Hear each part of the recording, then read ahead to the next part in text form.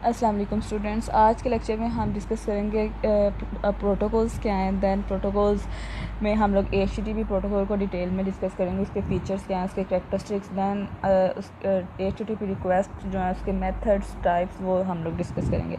तो प्रोटोकॉल से आप लोग सब फेमिलियर है। नेटवर्किंग के सब्जेक्ट में आपने इसको काफ़ी डिटेल में डिस्कस किया। प्रोटोकॉल्स क्या हैं? प्रोटोकॉल सेट ऑफ रूल्स हैं, एक मैकेनिज़्म है that determines how two devices will exchange information and data, how the data will transmit exchange, ठीक है, बिटवीन टू डिवाइसेस। तो प्रोटोकॉल्स जो हैं वो रूल्स हैं जो डिटर्मिन करते हैं कि किस तरह आपकी communication between different devices on network और internet will be possible and will occur. अब जो प्रोटोकॉल्स हैं वो डिफरेंट टाइप्स के प्रोटोकॉल्स हैं for different purposes. TCP/IP protocol है, SMTP simple mail transfer protocol for sending mail over internet, then POP for receiving mails, and FTP file transfer protocol. HTTP आपकी जितने भी वेब रिक्वेस्ट एंड रिस्पॉन्सेज हैं उनके लिए जो है रिक्वेस्ट रिस्पॉन्स आपका प्रोटोकॉल। HTTP की फॉर्म जो है HTTPS stand for secure encrypted form के अंदर आपका जो डाटा है वो ट्रैवल होता है। तो ये सारे जो प्रोटोकॉल आप लोगों के लिए डिफरेंट जो हैं वो अवेलेबल हैं। उसके बाद व्हाट इज़ HTTP, जिसके साथ आपने मेनली डील करना है वो प्रोटोकॉल कौन सा है? HTTP protocol, hyper text transfer protocol. HTML pages जो हैं आपके web pages, HTML hyper text markup language में कोड हुए सारे जो जितने भी आपके पेजेस हैं वो HTTP प्रोटोकॉल के तहत ही आपके एक्सचेंज होते हैं, ट्रांसमिट होते हैं। तो the hypertext transfer protocol is design to enable the communications between client and server. Client and server ये दोनों के बारे में काफ़ी डिटेल में डिस्कस आपके साथ किया है कि आप क्लाइंट हैं जो वेब रिक्वेस्ट भेज रहे हैं, आपका ब्राउज़र क्लाइंट है, और सर्वर जहां आपकी एप्लीकेशन क्या है स्टोर हुई है। तो अब वेब ब्राउज़र में भी client and the application on the computer that host a website may be the server. A client submits the HTTP request to the server, then the server returns a response to the client. The response contains status information, request of the request and may also contain the requested content, यानी कि जिस चीज़ के लिए जो से web page के लिए जो से कंटेंट के लिए आपने रिक्वेस्ट की हुई है साथ वो आपको सेंड आउट किया जाता है। कैरेक्टरिस्टिक्स जो हैं इसके मेनली 3 हैं जो मैं आपके साथ डिटेल में डिस्कस करूँगी। इन पॉइंट्स को भी चेकआउट कर लेते हैं। आपका प्रोटोकॉल जो है वो अलाउ करता है वेब एंड ब्राउज़र के दरमियान कि वो डाटा को एक्सचेंज कर सकें। रिक्वेस्ट रिस्पॉन्स टाइप का ये प्रोटोकॉल है। TCP, ठीक है, ट्रांसमिशन कंट्रोल प्रोटोकॉल कनेक्शन को ये दो तरह से है ना, एक UDP और एक कौन सा TCP जो है आप लोग सब जानते हैं ये ज़्यादा रिलायबल कनेक्शन है for data transmission, for data exchange के लिए। TCP जो है वो एक तो रिलायबल हम ज़्यादा इस सेंस में देखते हैं कि डाटा अगर ट्रांसमिट हो तो आपको ये स्टेटस भेजता है कि हाँ डाटा ट्रांसमिट हो गया है, ठीक है। और जबकि जो UDP है वो डाटा ट्रांसमिट हो गया नहीं हो गया, यूज़र जो है वो इसके बारे में क्या है, अनअवेयर है। It is stateless means each request is considered as a new request. In other words, server does not recognize the user. यानी कि जो है ये स्टेटलेस है, ठीक है। इसका बहुत इंपॉर्टेंट फीचर है। इसका मतलब क्या है ये मैं नेक्स्ट स्लाइड में आपको डिटेल में आपके साथ डिस्कस करती हूँ। बेसिक फीचर्स देखें, इसके 3 हैं। नंबर 1, HTTP इज़ कनेक्शनलेस, ये कनेक्शनलेस है। HTTP is media independent and HTTP is stateless. अब कनेक्शनलेस से इसका क्या मतलब है? The HTTP client, that is the browser, initiate a HTTP request and after request is made the client waits for the response. यानी कि जो browser है वो किसी भी, जैसे आपने Gmail ऐप है, आपके या कोई और आपने वेबसाइट सर्च किया, आपने रिक्वेस्ट भेजने के बाद आपने वेट किसका करना है, रिस्पॉन्स का। अब जो है आपका जो सर्वर है वो प्रोसेस करेगा उसको रिक्वेस्ट को and sends the response back after which client disconnect the connection. अब देखें जैसे मैंने Gmail पेज जीमेल का लॉगिन जो पेज है उसकी रिक्वेस्ट की सर्वर ने मुझे क्या भेजा, रिस्पॉन्स भेजा। अब जो ही मेरे पास रिस्पॉन्स आया है, मेरा और सर्वर के दरमियान का जो कनेक्शन है वो क्या हो गया है, ख़त्म हो गया। हम दोनों क्या हो गए हैं, डिसकनेक्ट हो गए हैं, ठीक है। अभी के मैंने फर्दर अब जब लॉगिन हो गया तो मुझे क्या चाहिए, मेरा होम पेज चाहिए। मे भी मैंने किसी को मेल करना हो, मैंने कंपोज मेल के बटन पे क्लिक करना हो, मैंने फिर मेल को सेंड करना हो या कोई चेक ईमेल करनी हो, अपनी इनबॉक्स चेक करना हो, सेंट मेल चेक करना हो, तो मैंने अभी फर्दर काफ़ी ज़्यादा उस अकाउंट पे प्रोसेसिंग करनी है। लेकिन इधर क्या हुआ है, जो ही ईमेल का जो जीमेल का मुझे लॉगिन पेज मिला, साथ ही कनेक्शन क्या हो गया, ख़त्म हो गया। इसी तरह अगर फेसबुक की एग्जांपल ली जाए, आप लोगों ने लॉगिन पेज रिक्वेस्ट किया, सर्वर ने आपको सेंड आउट किया, देन उसके बाद उसने कनेक्शन आपके साथ क्या कर दिया, ख़त्म कर दिया, तो आप क्या हो गए हो, सर्वर से डिस्कनेक्ट। अब जब आप लोगों ने कोई पोस्ट अपनी करनी है, ठीक है, या आपने किसी के पोस्ट को लाइक करना है या कमेंट करना है, तो आपको एक नए सिरे से एक नई रिक्वेस्ट क्या आप करनी पड़ती है, सर्वर को भेजनी पड़ती है। तो client and server knows about each other during current request and response only. Further requests are made on new connection like client and server are new to each other. अब देखें, जीमेल की मैंने example आपके सामने रखी है। आपने क्या किया, जीमेल का जो लॉगिन पेज है उसको क्या किया, रिक्वेस्ट भेजी, सर्वर ने रिस्पांस भेजा। इसी रिक्वेस्ट और रिस्पांस में आप दोनों एक दूसरे को जानते हो। अब जो ही आपके पास पेज आया, सर्वर और आपके दरमियान का जो कनेक्शन था वो क्या हो गया, ख़त्म हो गया। अब वो नहीं जानता आप कौन है, आप नहीं जानते सर्वर का, ठीक है। अब उसी कनेक्शन में ये दोनों एक दूसरे को क्या करते हैं, रिकग्नाइज़ करते हैं, ठीक है। तो ये इससे क्या पता चला कि HTTP क्या है, कनेक्शन लेस है, ठीक है। एक ही रिक्वेस्ट और रिस्पांस में आपका कनेक्शन बिल्डअप होता है और साथ ही वो जब रिस्पांस आपको मिल जाता है डिस्कनेक्ट हो जाता है। नेक्स्ट आपने अगर कोई रिक्वेस्ट भेजनी है तो आपको एक नया कनेक्शन क्या होगा, बिल्डअप होगा। अब HTTP is media independent. Media से इधर एग्जांपल आप ले लें, टेक्स्ट, ऑडियो, वीडियो, यानी कि किसी भी किस्म का आप पे किसी भी किस्म की रिस्ट्रिक्शन नहीं है। जैसा मर्ज़ी आप डाटा सेंड आउट कर सकते हो, जैसे चाहे वो आपका क्या लें कि एनिमेशन है, या आपकी ऑडियो है, वीडियो है, आपकी इमेजेस है, आपका टेक्स्ट है, ठीक है। It means any type of data can be sent by HTTP as long as both the client and the server know how to handle the data content। यानी कि सर्वर को भी पता चले हो कि कैसे डाटा को मैंने हैंडल करना है, इमेजेस और इन सब चीज़ों को, और क्लाइंट साइड पे भी ब्राउज़र जो है उसको टैकल कर सके, उसको हैंडल कर सके। तो ये क्या है, मीडिया इंडिपेंडेंट है ये वाला प्रोटोकॉल। चाहे इमेजेस जा रहे हैं, चाहे ऑडियो जा रहे हैं, वीडियो, ये नहीं कि सिर्फ आप टेक्स्ट ही सेंड आउट कर सकते हो या आप लोग ऑडियो कर सकते हो या वीडियो कर सकते हो, ठीक है। ये मीडिया इंडिपेंडेंट है अनटिल अनलेस दोनों जो हैं, सर्वर एंड जो आपका वो है क्लाइंट, इन दोनों को डाटा को हैंडल करना आना चाहिए, इनको पता होना चाहिए कि कैसे इस डाटा को हमने क्या करना है, decode. It is required for the client as well as the server to specify the content type using appropriate MIME type, यानी कि multi purpose internet mail extension. यानी कि आप ये मेल, ये जो है आपका प्रोटोकॉल बताता है कि ये इमेज है, ऑडियो है, वीडियो है, इन सब चीज़ों के बारे में। HTTP is stateless as mentioned above. HTTP is a connectionless and it is a direct result of HTTP being a stateless protocol. The server and the client are aware of each other only during a current request. Afterward, both of them forget about each other.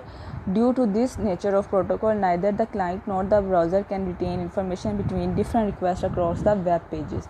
अब जो stateless है ना, ये वाला जो इसका characteristic है, इसके बारे में थोड़ा सा मैं डिटेल में आपके साथ डिस्कस करती हूँ, क्योंकि ऊपर हम लोगों ने पढ़ा, क्योंकि ये कनेक्शन लेस है, मैंने भी आपके साथ डिस्कस किया कि ड्यूरिंग जो करंट आपका होता है ना रिक्वेस्ट एंड रिस्पांस, उसके दरमियान आप लोग जो है सर्वर क्लाइंट को और क्लाइंट सर्वर को क्या करता है, रिकग्नाइज़ करता है। And in a very next request ये they both are not familiar with each other. तो देखें, अब अगर मैंने फेसबुक लॉगिन किया है और उसके फ़ौरन बाद मैंने किसी भी कह लें कि कमेंट किया है या किसी के पोस्ट को लाइक किया है, तो सर्वर नहीं जानता कि who I am on the internet ना। तो कैसे आप लोगों के जो अकाउंट्स हैं, आप लोगों के जीमेल का हो गया, इसको वो टैकल किया जाता है। तो ये बच्चे यहाँ एक कंसेप्ट आता है कुकीज़ का, ठीक है, जो क्लाइंट कंप्यूटर के ऊपर, क्लाइंट ब्राउज़र के ऊपर क्या किया जा रहा होता है, कुकीज़ एक फ़ोल्डर है, ठीक है, उसके अंदर आपका सर्वर क्या कर रहा होता है, आपको ट्रैक कर रहा होता है, आपका डाटा मेंटेन कर रहा होता है, ठीक है। मे बी वो आपको कोई आईडी असाइन कर दें या कोई किसी भी किस्म से। तो कुकीज़ का जो फ़ोल्डर होता है, अगर आप उसको जाके अपने ब्राउज़र की सेटिंग में अनेबल कर दें, ठीक है, अनेबल टू ऑल कर दें, तो आप लोग एक चीज़ नोटिस करेंगे कि जीमेल का अकाउंट जो है या फेसबुक जो भी, आप लोग जब लॉगिन करोगे, ठीक है, पहली रिक्वेस्ट गई, रिस्पांस में आपको क्या मिला, लॉगिन पेज, ठीक है, साथ ही आपका कनेक्शन क्या हो गया, ख़त्म हो गया। जो ही आप उसको लॉगिन करने की कोशिश करेंगे आपको वो नेक्स्ट पेज पे आपके सामने अकाउंट खुलेगा ही नहीं। क्यों? क्योंकि वो आपको रिकॉग्नाइज ही नहीं कर रहा, वो जानते ही नहीं कि हु आर यू। ठीक है, तो आपको वो दोबारा से क्या भेज देगा? Login page. ठीक है, फिर आप लोग लॉगिन करोगे, देन दोबारा से आपको क्या भेज दिया जाएगा? Login page. आपको लॉगिन से आगे जाने ही नहीं देगा, क्योंकि वो जानते ही नहीं आपको कि आप कौन हो। ठीक है, आपने कुकीज़ को क्या कर दिया हुआ है? डिसेबल कर दिया हुआ है। अब कुकीज़ का क्या रोल होता है इन साइट्स के अंदर, कैसे वो आप लोगों को रिकॉग्नाइज। अब आप, चूँकि हमारा जो HTTP प्रोटोकॉल है वो क्या है? कनेक्शन लेस है। ठीक है, वो एक कनेक्शन के दरमियान ही वो एक दूसरे को जानता है।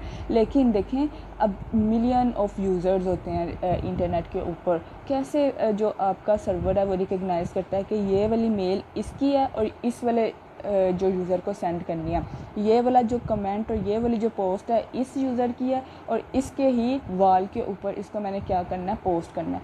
तो डिफरेंट पेजेस के दरमियान आपको जानने के लिए कि ये कहाँ से रिक्वेस्ट आ रही है, ये इसी यूज़र की है जो अभी अभी मेरे साथ क्या हुआ है? लॉगिन हुआ है, वो आपके ही क्लाइंट कंप्यूटर के ऊपर क्या रखता है? कुकीज़ का एक फ़ोल्डर। जो ही आप अपनी लॉगिन होने के बाद अगली रिक्वेस्ट, जैसे कंपोज के ऊपर बटन के ऊपर क्लिक करते हो, जीमेल के अगर मैं एग्जांपल लूँ, तो आपके जो कुकीज़ का फ़ोल्डर है उसके अंदर आपकी उसने जो आईडी रखी हुई है, जो आपकी ट्रैकिंग के लिए, आपको जानने के लिए जो डाटा स्टोर किया हुआ है, वो भी रिक्वेस्ट के साथ कहाँ जाता है? सर्वर के पास। और सर्वर को पता चल जाता है अच्छा ये यूज़र जो है वही है जिसने अभी रिसेंटली क्या किया हुआ है? लॉगिन किया हुआ है। देन आपको वो ईज़िली क्या कर लेता है? रिकॉग्नाइज़ कर लेता है कि ये यूज़र कौन सा है। उसके बाद आपने सेंड बटन पे क्लिक किया, आपकी मेल जो है इजीली, जो ही सेंड की कमांड आपने रिक्वेस्ट के तौर पे यूज़र को, उसको सर्वर को भेजी, साथ ही आपकी इन्फॉर्मेशन कुकीज़ के फोल्डर में बाइंड होकर साथ रिक्वेस्ट के जाएगी। इसी तरह फिर अगर आपने अपना इनबॉक्स चेक किया है, इसी तरह आपने अगर सेंट मेल चेक किए हैं, तो हर दफ़ा यूज़र की जो रिक्वेस्ट है उसके साथ क्या जाएगा? आपकी जो ट्रैकिंग इन्फॉर्मेशन है कुकीज़ के फ़ोल्डर के अंदर, जो आपका सर्वर क्या कर रहा है? मेंटेन कर रहा है। तो कुकीज़ का फ़ोल्डर जो था वो कहाँ मेंटेन किया जाता है? क्लाइंट मशीन के ऊपर। और अगर आप इसको डिसेबल करके देखेंगे, ये प्रैक्टिकल करके देखेंगे, तो आपको बहुत अच्छे से कह लें कि क्लियर होगा कि किस तरह आपको HTTP जो है स्टेटलेस होने के बावजूद, कनेक्शन लेस होने के बावजूद आपको रिकॉग्नाइज़ करता है इन वेरियस रिक्वेस्ट। ठीक है, डिफरेंट रिक्वेस्ट के अंदर आपको कैसे रिकॉग्नाइज़ किया जाता है। तो ये सारा का सारा कुकीज़ के ज़रिए ही आपका हैंडल हो रहा होता है। उसके ठीक है, ये देखें इधर भी उन्होंने डिस्कस किया हुआ है, neither the client nor the browser can retain information between different request across the web pages. आप डिफरेंट, आपने अब देखें जो ही आपने लॉगिन किया उसके बाद आपका जब अकाउंट खुला है तो आपने मल्टीपल टास्क परफॉर्म करने होते हैं, मल्टीपल रिक्वेस्ट भेजनी होती हैं। कभी आप अपना जो है, अगर फेसबुक की एग्जांपल लें, आप कभी पोस्ट कर रहे हो, किसी का कमेंट कर रहे हो, किसी को लाइक कर रहे हो, किसी की पोस्ट को, किसी के साथ आप मैसेजिंग पे शुरू ठीक है स्टार्ट कर दिया आपने। तो इस तरह की डिफरेंट जो है आप रिक्वेस्ट जो है करते रहते हो। तो इन सारी रिक्वेस्ट के दरमियान HTTP प्रोटोकॉल के तहत तो नहीं आपको वो रिकॉग्नाइज़ कर सकता, लेकिन कुकीज़ के ज़रिए आपको हर रिक्वेस्ट जो है आपकी, उसको वो पता उसको चल जाता है कि ये यूज़र कौन सा। तो कनेक्शन लेस है, ठीक है, मीडिया इंडिपेंडेंट है और स्टेटलेस है। HTTP मेथड, HTTP रिक्वेस्ट के कुछ मेथड और टाइप्स हैं, गेट है, पोस्ट है। मेनली जो टू मेथड इस्तेमाल होते हैं वो कौन से हैं? दो, गेट और पोस्ट। उसके अलावा पुट है, डिलीट है, और भी डिफरेंट है जो आप लोग सर्च करेंगे, जैसे हेड है, और भी डिफरेंट है। तो एक गेट और पोस्ट को देख लेते हैं। The get method is use to request data from a specified resource. Get is one of the most common HTTP method. ठीक है, note that the query string name value pair is sent in the URL of a get request। URL, ठीक है, आपका जब भी आप कोई भी कह लें कि रिक्वेस्ट भेजते हैं तो आपका URL आप लोग ऊपर टॉप पे देखते हो अपने इसके ऊपर, वेब ब्राउज़र के ऊपर। तो गेट जो मेथड है इसके अंदर, जैसे अगर मैं कहती हूँ कोई मैं फॉर्म फिल करती हूँ, लॉगिन ही करते हैं हम पेज, तो आपका जो जितने भी होंगे ना टेक्स्ट फील्ड और जो भी आप लोगों के फॉर्म के हैं उनकी वैल्यूज़, जो आपने जैसे अपना नेम एंटर किया, अपने पासवर्ड एंटर किया, तो URL के अंदर ऊपर जो टेक्स्ट फील्ड है उनके नेम और साथ आपकी वैल्यूज़, जैसे आपका नाम और आपका पासवर्ड क्या होगा? बाइंड होकर रिक्वेस्ट के साथ जाता है। ठीक है। तो गेट जो मेथड है वो इतना सिक्योर नहीं है, इसको ज़्यादातर इस्तेमाल किया जाता है डाटा को फैच करने के लिए, ठीक है, सिलेक्ट की क्यूरीज़ में। और आपका जो पोस्ट मेथड है, पोस्ट मेथड ये जब आपको प्रैक्टिकल करवाया जाएगा तो तब मैं आपको थोड़ा सा क्लियर कर दूँगी इन दोनों मेथड के बारे में, और आपको बताऊँगी कि कैसे यूआरएल के अंदर गेट में वैल्यूज़ जो हैं वो बाइंड होती हैं और पोस्ट में नहीं होती। पोस्ट जो है वो ज़्यादातर फॉर्म सबमिशन जैसे लॉगिन के लिए अगर आपने रिक्वेस्ट भेजनी है तो हम पोस्ट का मेथड यूज़ करते हैं क्योंकि ये सिक्योर है, ठीक है।